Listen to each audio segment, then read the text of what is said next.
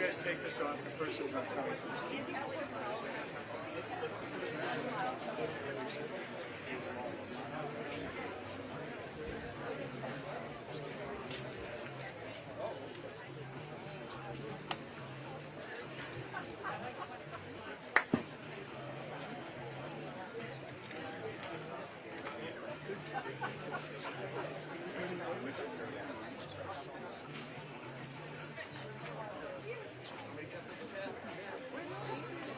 All right. Well, first of all, thank you very much. Let's give it up for Vice President Mike Pence. I want to appreciate you all coming out. Well, let me shut off my rock and roll here. Sorry. We played at Wally's the other night. I didn't get home till 2:30. Bruce played. Bruce was a great show, wasn't it? He did a great job as a sax player. Just stepped right up. It's like he played with us forever. Hey! Who am I? I'm your coach. Say, hi, coach. Yeah. All right, so listen, first of all, thank you very much for coming. I'm going to take a point of personal privilege and just share a story or two about the Vice President. So, you all know his history. You know, obviously, radio talk show host and all his political background. But I want to share something a little bit more personal that I think exemplifies not only the Vice President as a person, but as someone as I consider a friend. So, as you know, I was the ambassador in New Zealand, Cook, Niue, and our interest in Cook, Niue, and Samoa. I was the ambassador there as well, and our interest in Antarctica as well. And every single time, Vice President was my go-to guy, like every single time. Whenever I needed anything, I didn't go to the State Department, I didn't go to Pompeo, I went to the Vice President. So every time we had the massacre in Christchurch, he was the guy that I reached out to, him and his team. When we were the White Island volcano, same thing. Whenever I had one of the prime ministers or someone coming back, I needed them to meet, he was the guy I called. There was not a moment ever that he'd never said, oh, I'm too busy. One of my best political stories ever. I think he remembers this better. I always get places early, if you know me. It's the military training. I did 39 years, in the military, and the Vice President's son is going to Top Gun school soon, so that's fantastic. So I get places early. So I'm in the White House. I'm in the middle area where all the guests come, and I'm like, okay, I got to get here early. I got to see the Vice President because they had the Prime Minister, acting Prime Minister Winston Peters. Who was there, and he bugged me for like a month. I got to see Mike. And he met him 3 or 4 or 5 times already. So he came unexpectedly, and he said, I got to see Mike. I'm like, okay, great. I called everybody on his team. The one time I couldn't get him, right? And we can untape that too, sir. And I can give you this one. Anyway, I couldn't get him, so I actually, he's so strong. Been working out, sir. Wow.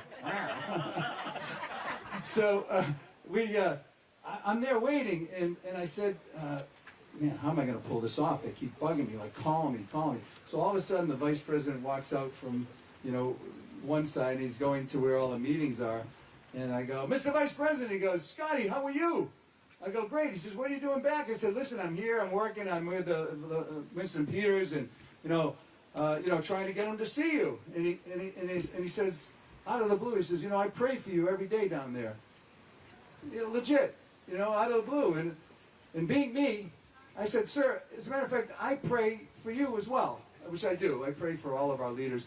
But today I was praying that you would actually see the Deputy Prime Minister.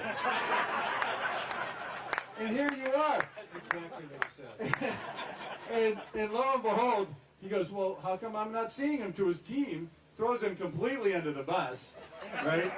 And he says, see it. So not only was he crazy busy that day, he took 25 minutes out of his schedule.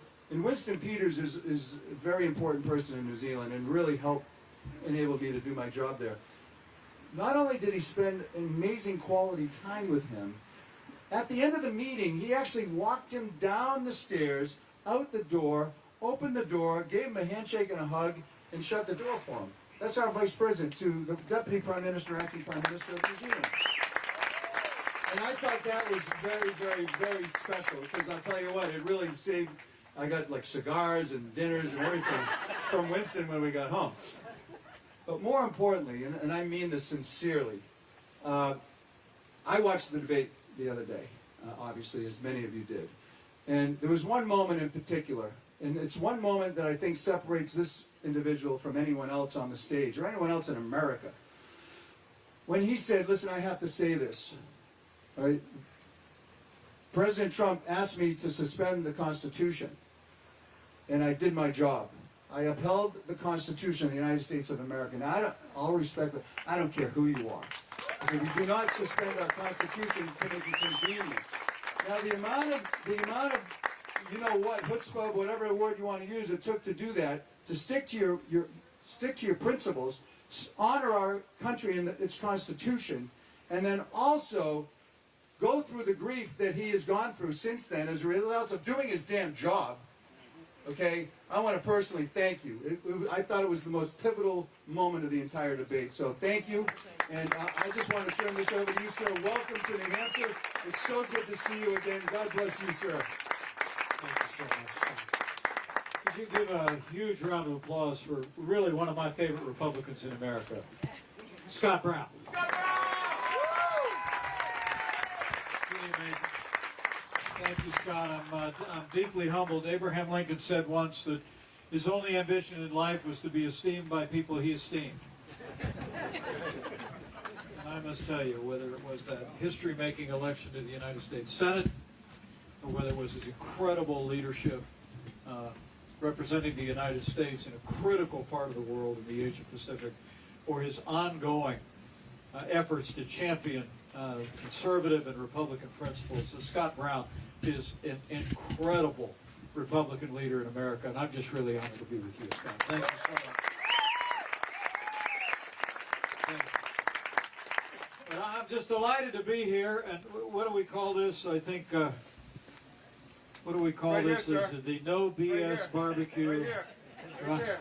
The Scott Brown No BS Backyard Barbecue. I haven't looked up what that acronym stands for, but let me just begin by making it clear. I'm Mike Pence. I'm from Indiana, and I'm running for President of the United States. Thank you all for coming out tonight. I really am honored that you all would be here. I'm looking forward to hearing what's on your mind. And that's the way we do it back in the Hoosier State, for a backyard barbecue, as we mostly talk with one another, not at one another. But let me at least favor you with a couple of thoughts, if I can. You know, one of the things I realized after we moved home to Indiana in 2021 was that I'm traveling around the country. I've come to realize that I'm well known, but I'm not known well. Most people know me in one role, in one office that I had the great privilege of holding. And let me just say to the people of New Hampshire, thank you for the privilege of serving as your vice president. It was the greatest honor of my life. It truly was. But there's so much more to our story, and let me share with you just briefly about who I am, and then why I'm running, and then why I'm so optimistic about the future. First off, who I am. You know, my story, I've always thought, really began in 1923, long before I was born, when an Irishman named Richard Michael Cawley stepped off the boat onto Ellis Island. And that was how Michael Richard Pence got to be Vice President of the United States. That was my grandfather. And I'm his namesake. I'm one of 4 boys and 2 girls born to a combat veteran in the Korean War and a precocious redhead who is 90 years young to this day. We went down to see Mom yesterday, and she put me through my paces like she always does. But you know, my grandfather and I were very close. He's been gone about 30 years. But he told me of 3 brothers in my family. He said I was the only Irishman born in our family. I'm still trying to figure out exactly what that meant. But I will tell you, when I think about that day that I put my left hand on Ronald Reagan's Bible, January 20th, 2017, I raised my right hand and I took the oath of office. A lot of times people will say to me, Scott, they say, what were you thinking of that day? And to be honest with you, I was thinking a lot about my grandfather. Because the The story in my family was that my great-grandmother walked him across the street from that two-room thatch roof house that he grew up in with his 6 brothers and sisters. And she pointed to the Ox Mountains, and she gave him a one-way ticket to America, and she said, you have to go to America because there's a future there for you. And by that, I've always believed that it wasn't just my mother, her sister and brother, it wasn't just me and my 3 brothers and 2 sisters, but it was what she was saying was that it's a land of opportunity. Anybody can be anybody. And so on that cold day in January of 2017, when I accepted the responsibilities as Vice President of the United States, I just kept thinking about what my grandfather would be thinking. You know, I thought he must be looking down from glory, and he was probably pretty surprised, to be honest with you. My grandfather knew me pretty well. What he wasn't surprised about was about America. Because literally, my family's lived the American dream. And my dad and mom built everything that mattered in a small town in southern Indiana. They were a couple city kids from Chicago, but they moved down to southern Indiana, built everything that matters, a family, a business, and a good name. They raised me and my 3 brothers and 2 sisters with the belief that you ought to be willing to give back to this country that given so much to us. The dream of my life growing up was someday to represent my hometown in the Congress of the United States. It wouldn't be till my 40th year that that opportunity came around. With the support of an incredible wife who sends her regards today. I know your bride couldn't be here, so Karen got a rain check today. But Scott and I both married way out of our league. And I don't know about the rest of you. I think Karen Pence was the best second lady the United States has ever had. And she's going to be here in New Hampshire. I look forward to spending time with her. But with the support of that incredible woman, with our faith in Christ sustaining us all along the way. I was elected to the Congress in the year 2000. I was a House conservative leader for 12 years. I battled against big spenders in my own party during those days. That's something Scott Brown and I have in common. We both went to Washington, D.C. for a reason. Fiscal responsibility at the very center of it. Secondly, I was governor of a successful state, a conservative state, where just like here in New Hampshire, we proved you can cut taxes and balance budgets, right? Have record reserves, AAA bond rating. And let me just say to all of the people that he has the privilege of serving, I couldn't be more grateful for the great leadership of Governor Chris Sununu. What a remarkable leader he's been for New Hampshire. But then you can imagine how our lives were turned upside down the day I got a phone call. I was asked if I'd join the national ticket with the Republican nominee. And I must tell you, I said yes in a heartbeat. Because I was deeply concerned about the idea of Hillary Clinton adding 8 years on top of the disastrous years of the Obama administration. And I couldn't be more proud of the record of our administration. In those 4 short years, we rebuilt our military, we revived our economy, we achieved energy independence for the first time in 75 years, we secured our border, and we appointed 3 conservatives to the Supreme Court of the United States who've given America a new beginning for the right to life. So that's a bit about who I am, the journey that I've been on. You know, I like to tell people I'm a Christian, a conservative, and a Republican in that order. That's all you really need to know about me. But it was kind of fun after that debate, Scott. I went back to what's called the spin room these media people have. And I walked back there after that debate, which, if some of you saw it, got a little sporty. But some of these reporters who just had known me as vice president, you know, kind of walked up to me and said, "Who are you?" And I said, "Look, you got to remember. See, I had the view when you're vice president, you're not the story. Your job is to be informed, to be prepared if history calls, to be of service."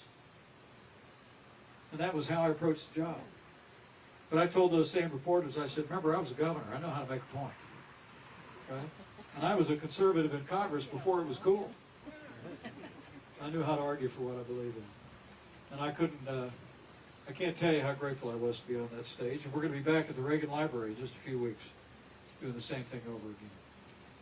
So that's who I am. Now, why I'm running will be a lot shorter. I think this country's in a lot of trouble. You know, to be honest with you, after After we left Washington, D.C., I moved home to Indiana. I bought 5 acres and a pond, got a riding mower, John Deere, 0 turn radius, 25 horsepower. Got a Ford Ranger, pickup truck. I mean, our life is pretty good. Traveling around America, helping Republicans, doing a little bit of business along the way. But when I looked at the devastation of the disastrous policies of the Biden administration, I just couldn't sit this one out. I mean, a gusher of spending at the outset of their administration that launched the worst inflation in 40 years. Mortgage rates as we stand here today are now at a 22-year high. 2 out of 3 Americans are living paycheck to paycheck, and yet we hear all the time about how Bidenomics is supposed to be working. But I said on television yesterday, nobody's buying Bidenomics. Bidenomics has failed the American people. And run up a national debt, which we just learned this week, the deficit of which is going to go from $1 trillion to $2 trillion in a single year, creating a mountain range of debt for this rising generation of Americans.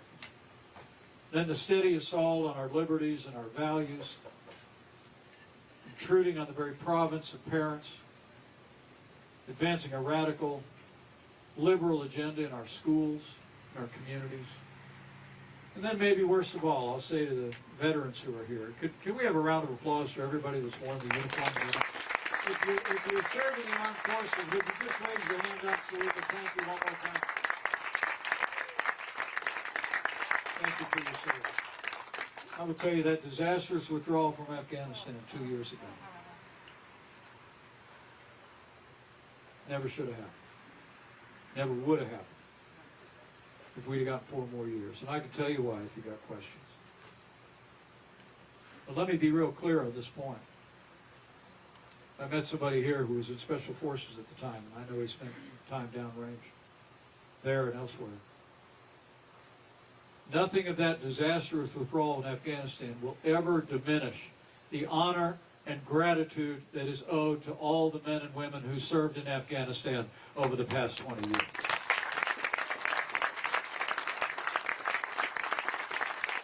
When I looked at all of that, as I said, it might have been easy to sit this one out, Scott, but I couldn't.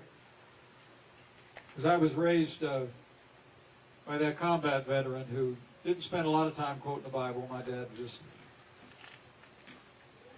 good man, loved God, faithful Catholic man, but he'd look at me from time to time and he'd say, Michael, to whom much is given, much will be required.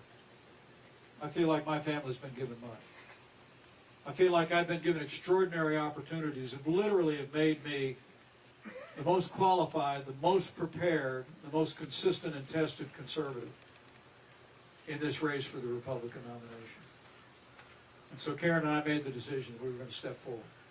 Because I think different times call for different leadership. I think the men and women of New Hampshire, you have always embraced this responsibility to fashion the national leadership of our party in ways that were fitted to the times. And I know you'll do it again. Now, the reason I'm optimistic is because of all of you. I can tell you in all my years as vice president and as governor and serving in the Congress, my opinion of our government in Washington, D.C. has gone down. Just because I was paying attention. But my opinion of the American people has gone up every single day. It's true. I mean, I've traveled this country. I've gone to big cities and small towns, and I will tell you, and you could see it. You could see it in Florida. I'm sure if you went down today. You know, when the hurricane winds blow, when the wildfires rage, when the floodwaters rise, when tornadoes tear through places like Indiana. I travel to those places in my various roles, and I'll tell you what. You know, you get there the day after that happens, the only thing you can't find is a parking space. Because in this country, when people see bad things happen in the next town over, the next city over, the next state over, they load up water, food, tools in the back of the pickup truck, in the back of the minivan, and they drive somewhere, and they find somebody they never met before and will never see again and help them rebuild their lives. I'm going to tell you something. The American people are the most faith-filled, freedom-loving, generous, caring, innovative, hardworking people the world has ever known. We just need government as good as our people again. And I know we're going to have it in 2024.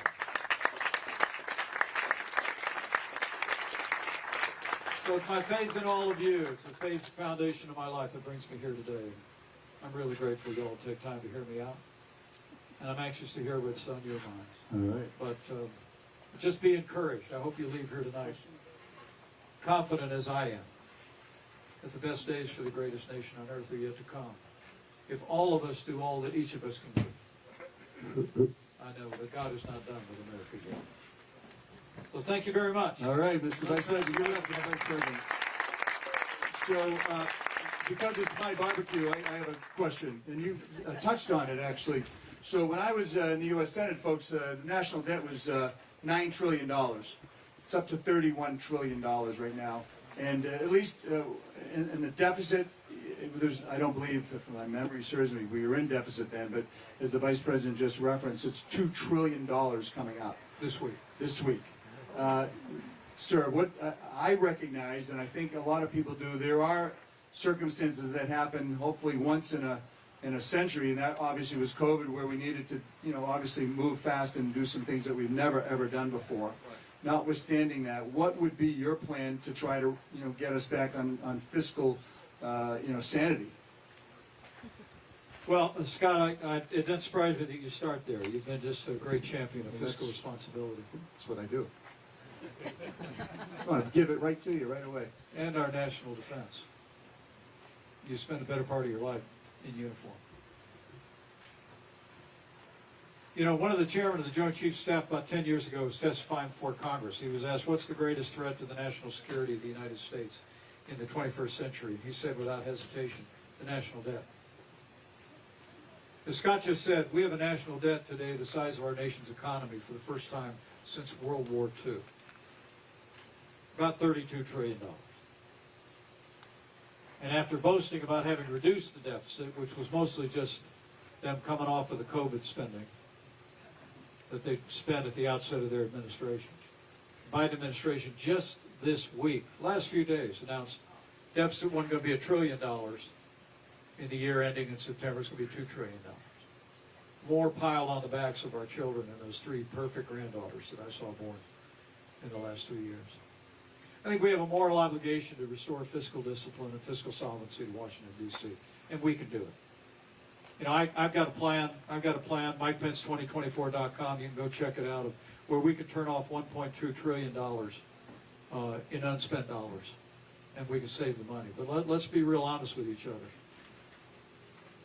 The real way that we end the scourge of inflation, which I believe is being driven by that national debt,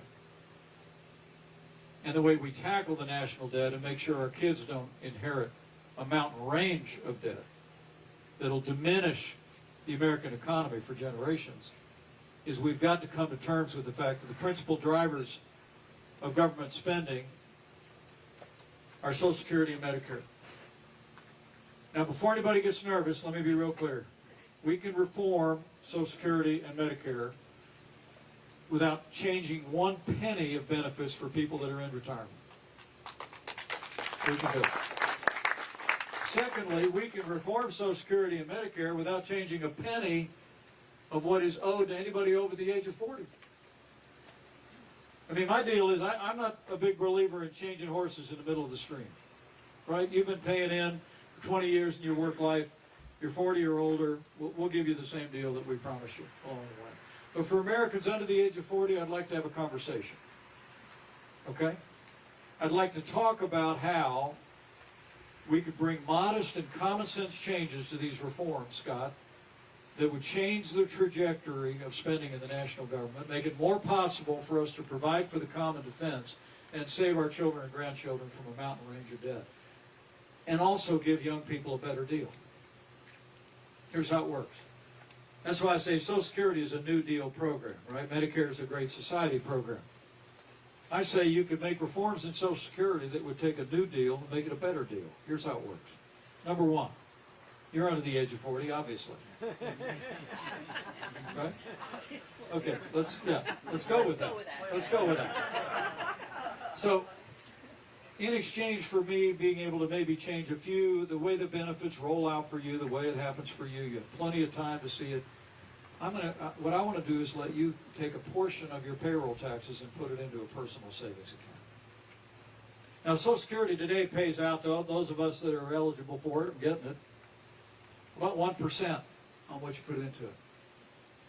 If you put a piece of your payroll taxes into a personal savings account and it does 2%, that's twice the rate of return, right? Plus, it's your money. It's not an IOU from the federal government. And having to go to politicians all the time and asking them to please keep your promises. It's your own account. And people can say, well, how could you have a system like that for millions of Americans? Already exists, not surprisingly, for federal employees. It is. It's called the Thrift Savings Plan. You ever heard of it? Probably not. Scott knows about it.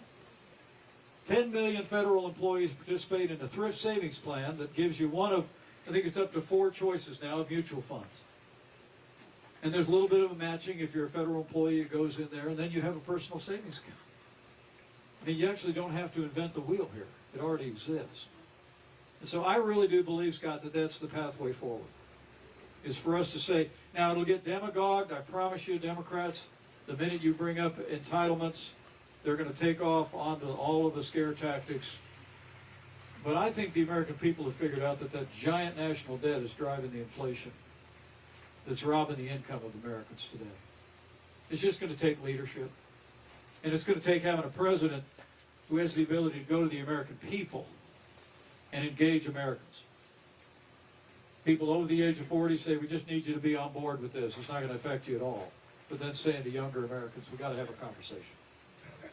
And we're going to preserve these programs for you in the future, and we're going to save our country from a mountain range of debt. Thank you, sir. And we can do it. Thank you, sir. We have a question right here. Vice President Pence, thanks so much for being out here today. Thank you. Particularly thanks for your unwavering commitment to the U.S. Constitution, especially on January 6th. And with that in mind, my name is Steve Morris. I'm a councilman from Crescent View, Colorado. Thanks for your service. One of the common refrains I hear from my constituents is often the alarming amount of money pouring into our elections from outside sources, from foreign entities, from billionaires. Would you support a U.S. constitutional amendment that would give freedom back to the states to allow them to create campaign finance rules that would best serve their citizens? Well, I would, but it may encourage you to know the states largely govern, as you know, because you're a local office holder in Colorado. States govern state elections, and frankly, I'm a big believer in freedom. Okay, and I'd like to see us have a campaign finance system that's grounded in freedom, the ability not just of super PACs and major donors and dark money, but for any American to be able to support any candidate to the greatest means that they'd like to. I mean, I'm a believer that we ought to have a campaign system that allows people to contribute what they want to individual candidates, but then requires immediate disclosure to the public. That's where you have accountability. And it's actually very similar to how we operate in the state of Indiana. People can contribute what they want to various campaigns and candidates. You don't have these federal limits that exist, although I'd love for you all to reach the federal limit in my campaign. It's MikePence2024.com.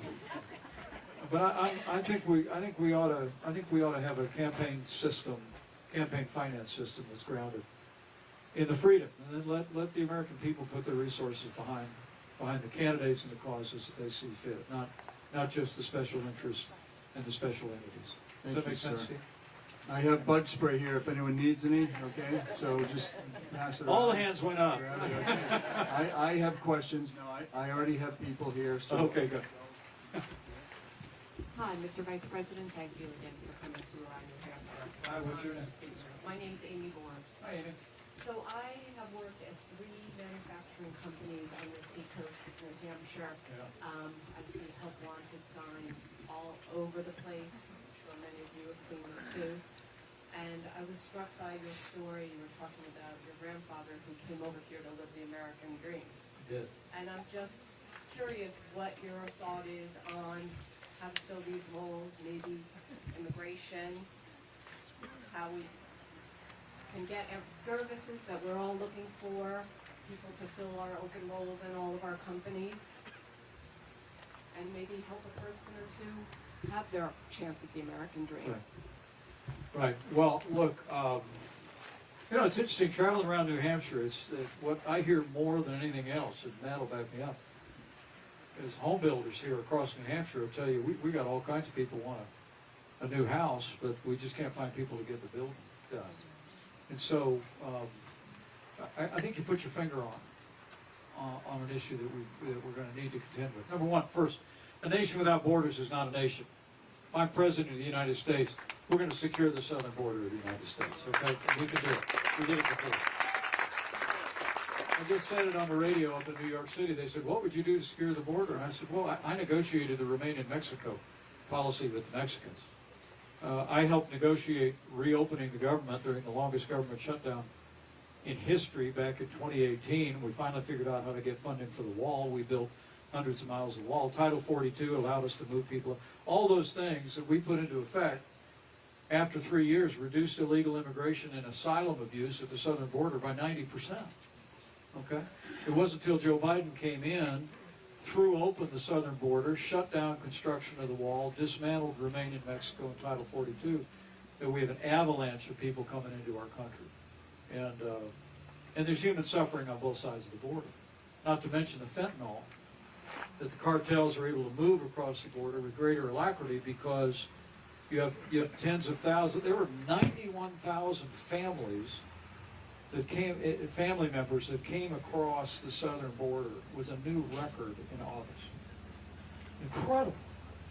And millions of people have come across the border and vanished into the United States. And so first you got to secure the southern border. But then the second thing, and a lot of times Republicans don't get to this part, I think you've got to recognize we got to fix this broken immigration system once and for all. Right? And here's the way you fix it. And this is implied in your really terrific question. And thank you for referencing my grandfather. My grandfather didn't come here to freeload on America. He came here to work. He drove a bus for 40 years. And, you know, raised my mom and her sister and brother and got to see his family live the American dream. It's incredible. But when he came, is this something, you know, the Bible says there's nothing new under the sun, what is now has been before. So you can look back to the wisdom of the past for solutions for the future.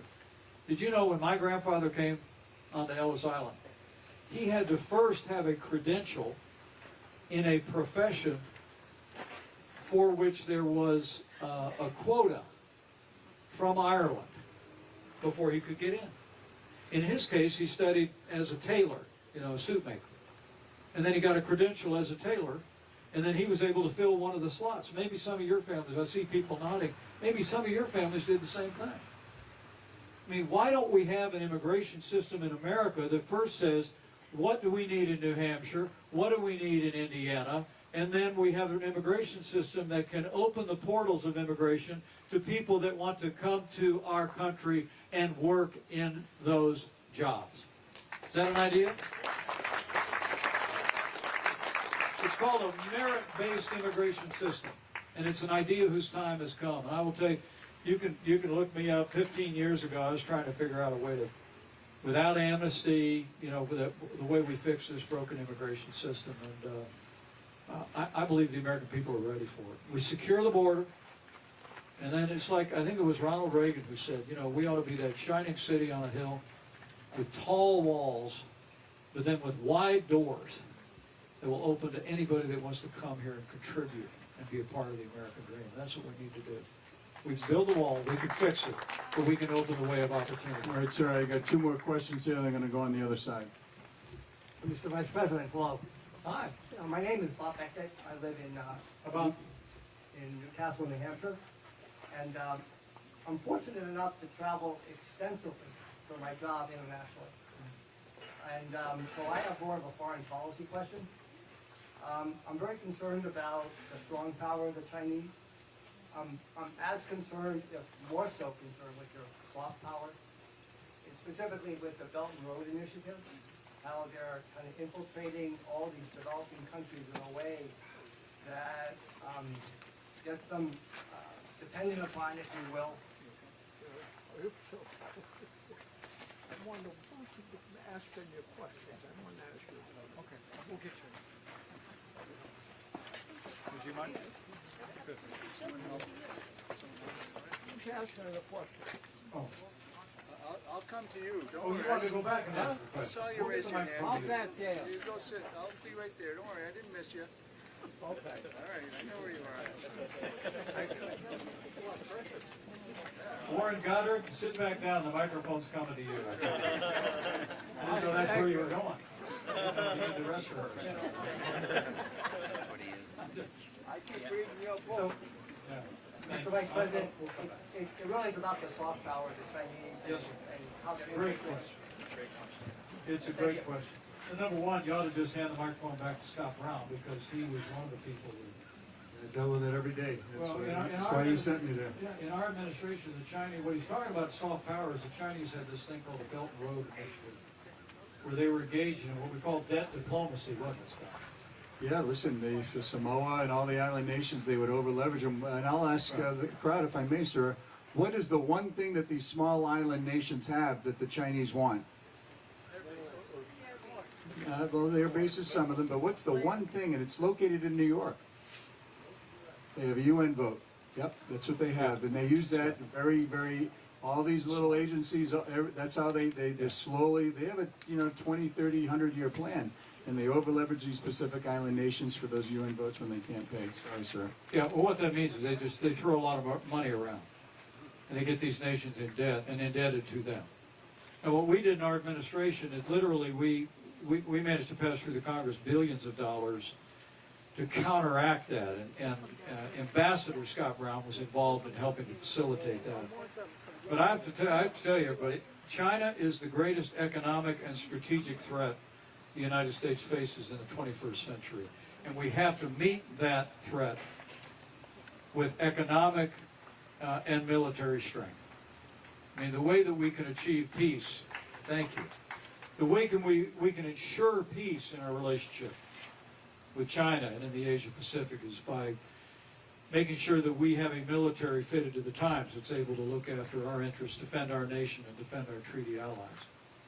I mean, weakness arouses evil, but peace comes through strength. And also, I will tell you, I'm very proud of the fact that our administration was the first to impose tariffs on China, $250 billion in tariffs after years, thank you, after years of trade abuses, intellectual property theft, right, their military provocations in the Asia Pacific, dumping, steel dumping, other practices in this country. We finally said enough is enough. We imposed $250 billion in tariffs that so far the Biden administration has not undone. But it brought China to the table like that. It was amazing. A lot of you don't remember it, but in early 2020 there's this thing called the Phase 1 trade deal. China, we imposed $250 billion in tariffs. China's called us up and said we need to sit down and have a conversation. And they made a lot of commitments for trade, and particularly agricultural, manufacturing exports, but the Biden administration, by all accounts, hasn't held them to their word. But I have to tell you, I've met President Xi. I understand what China is about. I've met with the leaders in the Asia Pacific that Ambassador Brown has met with. And I promise you, if I'm President of the United States, China will know that we will use the full strength of access to the greatest economy in the world, and we will have a military fitted to the times to meet any challenge that China faces to America or our economy in the years ahead. Thank you, sir. I got two questions here. I'm going to come up to Warren, then I'm going to go on the other side. He's coming to you, Warren. I promise. Hi, I'm Miles Bowen, a local student at the local high school. Hi, Thank Miles. you so much for coming here. And I'm on a local organization called Student for Student that helps solve climate change in the Seacoast area. We only have one Earth, and our generation is very concerned about how can we save our Earth. What are your definitive plans to help solve climate change? Well, Miles, thanks for your question. Thanks for your leadership. Look, the climate is changing. I mean, the projected change that's occurred, is projected change over the next century. The question is, how do you address it, right? Now, for the socialist left, the Green New Deal Democrats, they want to approach it with government control, with mandates, with their so-called cap and trade schemes that essentially raise the cost of traditional sources of energy to in effect try and drive people away from fossil fuels. Joe Biden said when he was running for president he intended to end fossil fuels. All I got to do is, we're not going to end fossil fuels, nor should we ever do it. We need to have an all-of-the-above energy strategy, Miles, that allows us to responsibly develop all of the resources of our land, including to develop not only oil and coal and natural gas, but we ought to develop nuclear energy in this country to meet our needs. We ought to develop renewables, wind, solar, all the rest. And that approach and innovation, the two choices that you have, Miles, are these. Number one is you could do it with a government top-down mandates, or you can promote innovation. Now this might surprise Miles and some of you, but we got out of the Paris Climate Accords. It was a terrible deal for America. It required American consumers to have to endure draconian new limitations on our industries, while at the same time places like China and India would be decades away from having to do anything, right? We got out of the deal, but here's what you may not know, Miles. Under the Trump-Pence administration, we actually exceeded the goals of CO2 reduction that were in the Paris Climate Accord. But we did it through American innovation, through a free market economy. And that, to me, is the key. Look, we all, as President Kennedy said, we all live on the same small planet. We all breathe the same air. We're all committed to conservation and a clean environment. I'm proud in our administration, we actually registered the cleanest air, water, and land of any time in American history. But it happened not through command and control, through socialist green policies. It happened through free enterprise and innovation. And that's the way forward, I promise you, Miles. There you go, sir. I'm going to go here, then I'm going to go up to Warren. And by the way, sir, there's a glass of water right behind you. Oh, If you thank need it in that, right there. I put it in that little thing where I drink beers from when I play rock and roll. It's just water. Good evening, Mr. Vice President. Thank you for coming. My name's Robert Cruz. Hi, Robert. I was really surprised when you talked about Social Security and Medicare. I never expected to hear it, but I agree that that's the elephant in the tent, and everybody's not paying attention. I have wondered now for many years why we don't simply increase the rate of contribution. Right now, I think it's about 130,000. You're cut off. You don't pay anymore. Why isn't it $500,000? Why isn't it $1 million? All the people that are making now very good salaries, including USPS, why don't they keep paying the 7.5% up to a much higher number, and we would very quickly, I believe, put a dent in the problem for the future. Well, Robert, let me say, I would not be inclined to put a greater burden on Americans, although I have great respect for the sentiment that you expressed. But look, I honestly believe that we can make modest changes for younger Americans in these programs, and it would surprise you and everybody here how much that would bend the growth curve of these programs in the years ahead. It is remarkable. But I thank you for the word of encouragement. I mean, I have to tell you, Joe Biden's policy on this issue, on the national debt, is insolvency. And frankly, I say this, to be honest, my former running mate's policy is the same. Others who are running for the Republican nomination won't even talk about this issue. But I will. I will, because I trust the American people, and I think the American people are getting it. They're understanding it. And I also think this younger generation, this is a very young part of the generation, I think the people under the age of 40 get it. You got some nice newlyweds in the back of the room. I think these young people are ready to say, yeah, talk to me. Give me enough runway to see what happens. Give me a little bit of a better deal, and we'll have a conversation. Because I got to be honest with you, I got 3 kids in this millennial generation. One's a captain in the Marine Corps. I'm proud to say he is headed to Top Gun next week. He's a fighter pilot. My daughter's a Yale Law grad, went to school not far from here, and she's working in law right now. And my other daughter's a best-selling author, and my unworthy son-in-law is a fighter pilot in the Navy. Right. But I know that these kids of mine, I mean, most young people don't think they're going to get anything from these programs. If you ask them, I mean, they see that debt, and this is a generation that kind of is with it, pays attention. It's got more information at their fingertips than you and I could have imagined at that age. And I think the American people are ready for some real truth-telling on this issue. But I honestly think you can adjust the way these programs are implemented to people. Whether, throw into category age, age of eligibility, benefits, and make incredible changes that'll save the country from that. Sir, debt crisis. I'm right here. Warren. My comments are based upon your book, your book. I've been reading it thoroughly. Thank you. Thank you. I'd like to make a comment on it, though. It says the Pences were Irish Catholic in a Protestant community. You attended Catholic grade and high school around the time you lost interest in the Catholic faith. You accepted the Chapel Vespers invitation because you knew there were pretty girls. He didn't read my book. I take it right from the book you wrote.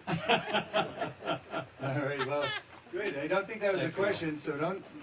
But as I'm walking over here, I do have a question. Well, Warren, I will Sorry, comment go. a little bit on it because he gave me a very thoughtful note. I've been wanting to say If you look at my book or you hear my story, I'm like a lot of young people, it seems like, by the time. I was raised in a wonderful church family. It's Mass on Sunday morning and grace before dinner, but I lost interest in religion altogether when I was a teenager, and I went off to college. But it was there that I came to a personal faith in Jesus Christ. And my hope and aspiration is that faith continues to define me and who I am, and certainly sustains me. So thank you so much. Amen. Thanks, Warren. That's great. So, Mr. Vice President, thank you for coming. My name Thank is you for coming. Doug Joyce, and I have just one question, and that is this energy independence that you guys Yes, sir. did, Yes, sir. how are you going to do it again? And can I add something to that? Please. What role does that actually play then in reducing our national debt and our deficit? Oh, it's incredible. It's incredible. And look, Joe Biden, on day one, launched a war on American energy. I mean, they shut down the Keystone and Dakota pipelines. I mean, killed thousands of jobs in that alone, but more importantly, affected infrastructure of being able to move natural gas around the country. They've offlined and slow-walked leases on public lands. They shut down access to much of the Alaska National Wildlife Region. So, and all the while, the administration goes hat in hand to Saudi Arabia asking them to pump more oil. When we're putting great restraint on the ability to develop our own natural resources. So, what we'll do is unleash American energy, just like we did before, and expedite permitting on public lands. We can develop our resources in an environmentally responsible way. I mean, the other thing is we're the Saudi Arabia of natural gas, everybody. All right, and we're going to continue to develop natural gas through a whole range of technologies to be able to do that. And but we became a net exporter of energy for the first time in 75 years during the Trump-Pence administration. And I put out a plan. You can look at it at MikePence2024.com. You can also contribute to my campaign there. I don't know if I mentioned that. But if you go there, the second plan we put out, first one was to battle inflation. The second plan we put out was to restore energy independence. I think not only will we could very quickly restore energy independence, but I believe with the right policies and the right vision, we could reclaim America's title as the leading energy producer in the world. We lost that in 2006. We lost it. But I think by 2040, with the right policies in effect, we can come back to being the #1 producer of energy in the world. And as Scott Brown just said, that contributes directly. Low-cost energy, a growing economy, contributes to our ability to pay the nation's bills, meet the nation's obligations, and it's absolutely going to be job one for an administration that I would lead. Sir, right here. First of all, thank you very much for your patriotism and standing up to uphold our Constitution. My question is, what will you be doing to help balance out the housing issues that we have today? We have one of the greatest breaches as far as the haves and the have-nots that we have had in over a century. How will we be able to correct the craziness that occurred the last few years in trying to appease the public and being able to provide housing for the young people coming up and also for the elderly who have completely lost their foothold? Yeah. Well, it is a real issue, and I honestly would tell you that part of it is what we were just talking about a little bit before, the ability to have a labor force that actually could be involved in construction of housing here in New Hampshire and around the country. But I also believe, look, it gets passed over. It's like news about the economy when it comes to Joe Biden. Kind of gets passed over real quickly by the media. We just had it announced in a one-day story that we've reached a 22-year high in mortgages in this country. I mean, when you're talking about starting out, I think about Karen and I.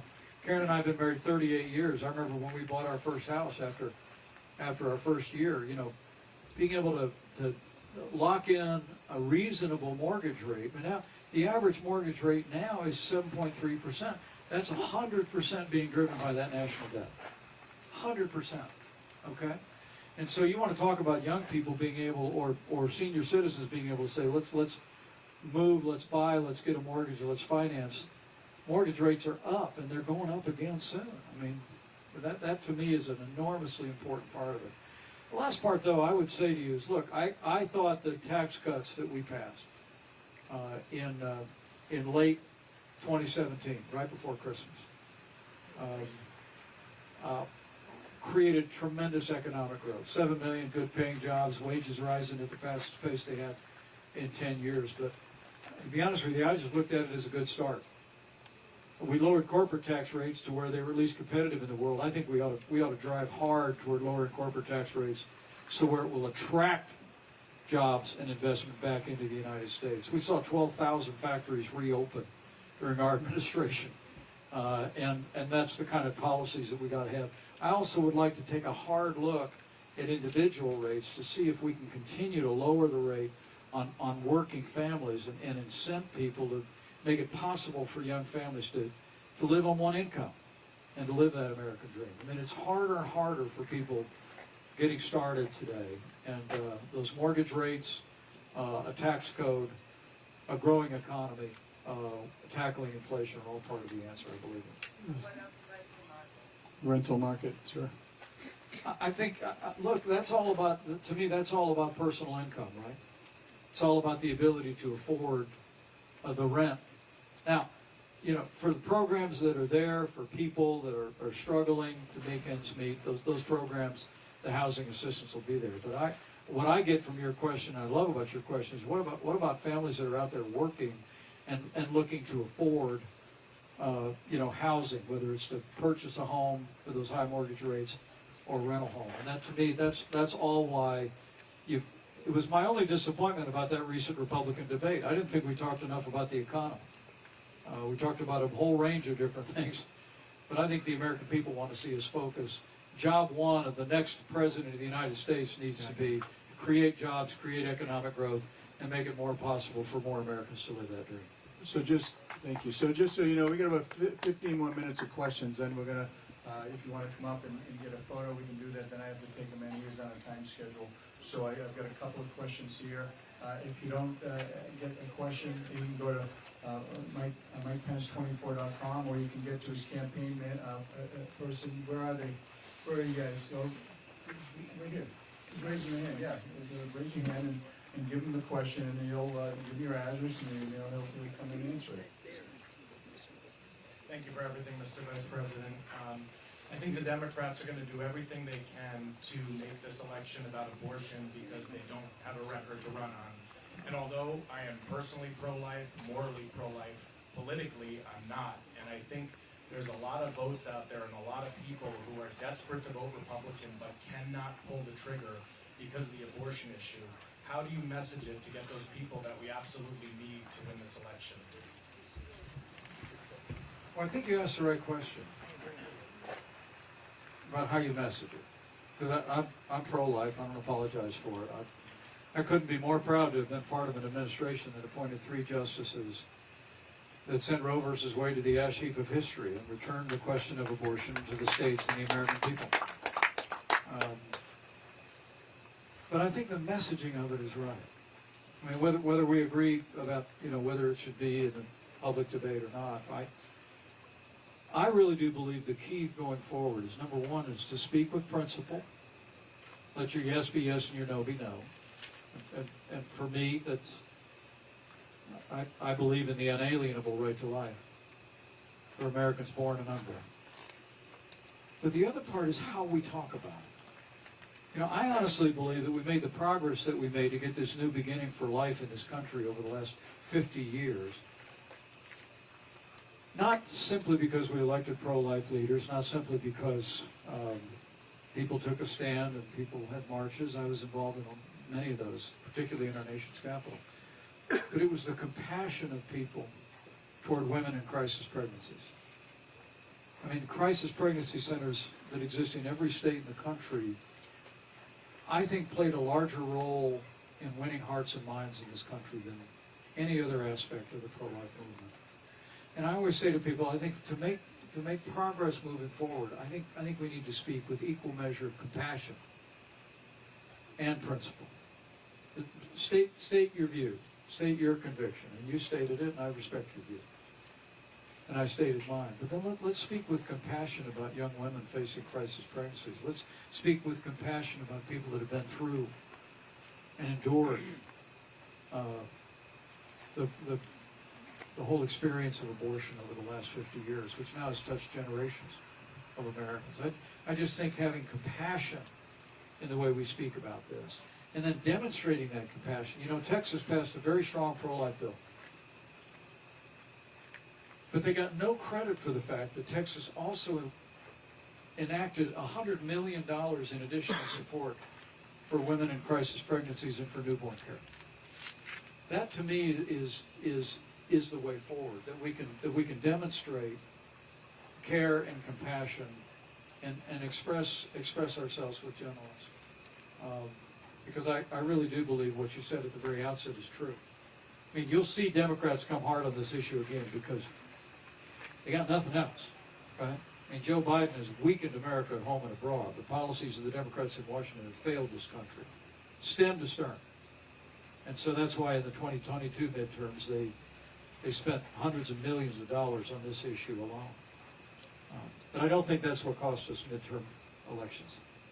I just don't. There were other factors, including some people spending a lot of time looking in the rearview mirror instead of focusing on what the American people are focused on. This is jobs, security, and opportunity. So just a little overview. We only got time for a couple. Well, thank you for the question. The next event that we have, please just say, hey, I had a question, you didn't pick me, I'd be sure to pick you next time. Please, just a little housekeeping, just pick up your trash and put it away, because they let me use this for nothing. And then obviously thank our chef, Ken and Jen, and grab some hot dogs. Big round of applause for Ken and Jen. If we don't have questions, then we'll just go up and we'll take pictures. I'll just give me a camera, we'll go up and say hi and pictures, and then I gotta take them inside for an interview. Mr. Vice President, I heard you speak several years ago at Mickey's camp. Mickey Mouse, my brother-in-law. Maybe you could speak to something that I think is fundamental to the American character, but is increasingly being lost, and that is When I was growing up, local men's and women's organizations, corporate entities, invested very heavily in, today we would call it social services, but was a broad range of involvement in the communities. Those organizations seem to have atrophied as the federal government has taken over responsibility for so many programs with one size fits all. Nobody can get access to the bureaucrat that has discretion to adapt the program to local needs. It's a terrible situation. We're a volunteer country. How do we get that back? Oh, I love the sentiment. I love the sentiment. I think the way you get it back is some other candidates in the Republican Party are talking about reorganizing the federal government, concentrating more authority in the executive branch. I want to promise you, if I'm President of the United States, I'm not going to reorganize the federal government. I'm going to make it smaller by sending back to the states everything from, I'd like to block grant every dollar of Obamacare funding back to New Hampshire and let you all figure out how to innovate and create new programs here. I'd like to block grant our welfare programs back to every state and allow each state to redesign. I'd like to shut down the Federal Department of Education and send 100% of the money back to the states to expand educational choice opportunities for families. Now, how does that relate to your question? I think it relates to the question by once, government that governs least governs best. And the problem is, at the core of what you said, and it was very profound, is that I think we've generated a detachment of many Americans, including many volunteer organizations, because health, education, welfare issues get kicked up to Washington, D.C., far and distant, whereas if they were here, they're being administered here. Well, I can find my state representative. I can find my governor. We can talk about how we have partnerships to actually improve quality of life in our communities and see the state of New Hampshire or the state of Indiana craft programs that will meet the unique needs of those areas. My third plan, I mentioned to you, I put out plans on MikePence2024.com, which is also where you can make a contribution. I think my third plan I put out was restoring federalism by literally pushing back down to the states those responsibilities and programs that are theirs. I think that enlivens that sense of ownership, that sense of volunteerism, those voluntary associations, all by itself. Once those programs come closer to home, I think you'll see more and more Americans step forward to become involved in improving the well-being of the people in their communities. I truly believe we've got to make the federal government smaller by empowering states. Once again. Thank you. Last question, sir. Last question. Hello. Hello, my name is Barney Roca. I'm a Rye resident. First of all, I want to thank you for coming to Rye. Much appreciated. There are several things I like about you. One is that you're a Christian. I'm a Christian as well. Two, I really believe that you helped save this country with your decisions on several dates. So that meant a ton to me. So I really appreciate that. It's not really a question maybe, but I was a Republican from the first day I can vote. Many, many years later, I went independent. And I went independent because of all the stuff that went on. I went independent in January 2021 because I was disillusioned with politics. And so I'm going to watch the debates very closely. I thought there were two people that impressed me in that debate. You were one of them. I coach and teach at Sansom College, so I think you guys are coming there. So I'll be up front and center, and I'm listening very carefully. What can you tell me to maybe take away that delusion from politics, and how are you going to do that? Well, I just have great confidence in the people of New Hampshire. They're going to give us a standard bearer that'll meet this moment in the life of our nation. Look, we've all been through a lot in the failed policies of the Biden administration. And as I said, I'm incredibly proud of the record of the Trump-Pence administration, but it did not end well. And I want to thank you for your encouraging words. I'll always believe, by God's grace, I did my duty on that day, upholding my oath to the Constitution of the United States and the laws of this country.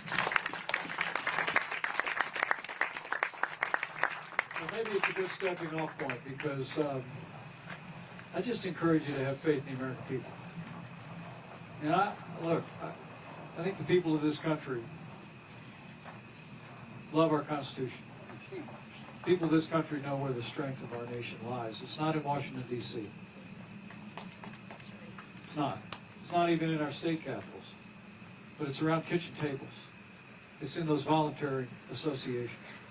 It's in communities like Rye, neighbors looking after neighbors, like I was talking about at the very beginning. And I have every confidence people in New Hampshire are going to rise up and meet this moment. I know a lot of people in the national press want to tell you it's all over, right? Well, I don't know about the rest of you, but I think Labor Day is when campaigns begin. And I'm here because I really do believe that different times call for different leadership. And I promise you, I'm going to continue to work my heart out. To hold up a banner of common sense conservative values, strong national defense, American leadership in the world, fiscal responsibility, free market economics, traditional values in life. There's some people that say those aren't the values of the Republican Party anymore. I beg to differ. I believe they still are. I believe the overwhelming majority of Republicans, independents, and even many Democrats know the ideals that have always made this country strong and prosperous and free. And I'm going to hold that banner high. With your help and with God's help, I'll not just win the Republican nomination, not just lead us to victory, but we'll bring America all the way back. All right, all right. Astound the world with our prosperity. Well, thank you very much. And first of all, Thank you all. excuse me, Coach. First of all, don't give up, okay? Thank you for that question, because you're not the first one who said that. You know, a lot of folks are disillusioned, not only on the left, but on the right as well. So thanks for being here, and thank you all for coming, because this is part of kind of getting your confidence back and your knowledge and your understanding and your belief in democracy. So thank you. I appreciate you coming, man. It means a lot. Well said. You better get your hands on it. Well, I'll lose you. All right, first of all, thank you all very much. We're going to wrap it up. The next one is Tim Scott on Thursday. Mr. Vice President, any parting words? How about a big round of applause for Scott Brown for bringing together this incredible group of Americans. Thank you all very much. Pick up the trash. It's an honor to be with you tonight.